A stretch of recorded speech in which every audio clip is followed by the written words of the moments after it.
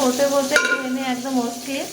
এই যে কালকে যে শাকটা এনেছিলাম, দাও দেখাচ্ছি তোমাদেরকে। শাক কেটেছি, এই যে আলু কেটে রেখেছি, আর এই দেখে দেখো মাছ ভাজা হচ্ছে। আবার এই পাশে ভাতও বসিয়ে দিয়েছি, ভাত প্রায় হয়ে এসছে। দেখে নিই কতদূর কী হয়েছে। হ্যাঁ, ভাত হয়ে গেছে। এবার আমি এটাকে নামাবো। আর দেখো এই যে ধনে জিরে একসাথে ভেজে রেখেছি, এটারে গুঁড়ো করব। আর এই যে এইটা দিয়ে মাছ দিয়ে রান্না করব। এই যে মাছ ভাজা দেখো প্রায় হয়ে এসছে, এটা নামাবো এখনই। যতই গরম পড়ুক না কেন, আমরা মেয়ে মানুষদের আমাদের রান্না করতেই হবে, আর এইটাই নিয়ম, তাই না? এই মাছের মাথা দিয়ে পিপুলির শাক রান্না করব।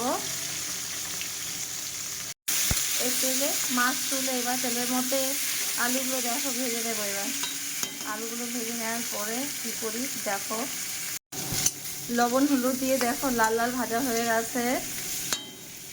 এইবারই আমি জল দিয়ে দেবো এটার মধ্যে।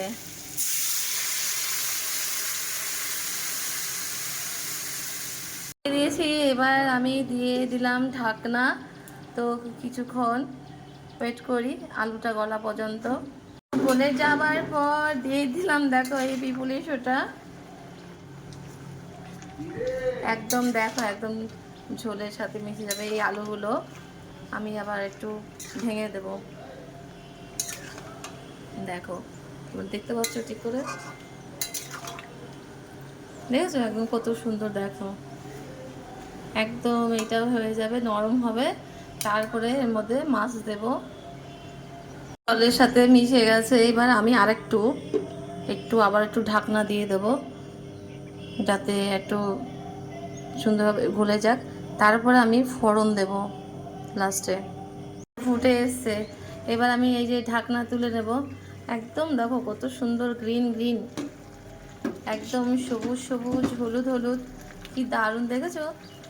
এবার আমি এর মধ্যে মাছের মাথাটা ছেড়ে দেব। মাছের মাথাটা ছেড়ে দিয়ে এবার মাছের মাথাটা ভেঙে দেবো, খুন্তির সাহায্যে একটু ভেঙে দেবো।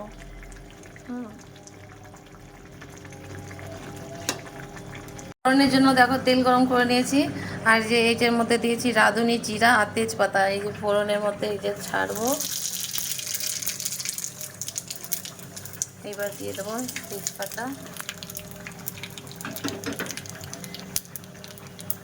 এবার দেখো এই যে এইটার মধ্যে ফোড়ন দেবো।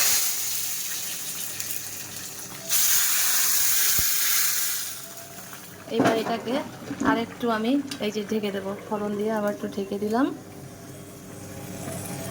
আবার এই যে ঢাকনাটা তুলে নেব, দেখো হয়ে এসছে একদম, এটা প্রায় কমপ্লিট। হ্যাঁ, এইবার এই দেখো এই যে ধনিয়া জিরা ভেজে রেখেছিলাম, সেই এবার গুঁড়োটা দিয়ে আমি এটাকে নামিয়ে নেব।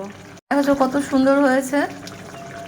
এইটা গরমের মধ্যে একদম প্লেন রান্না করে যদি খাও, স্বাস্থ্যের পক্ষে খুবই ভালো, আর খেতেও খুব ভালো লাগে।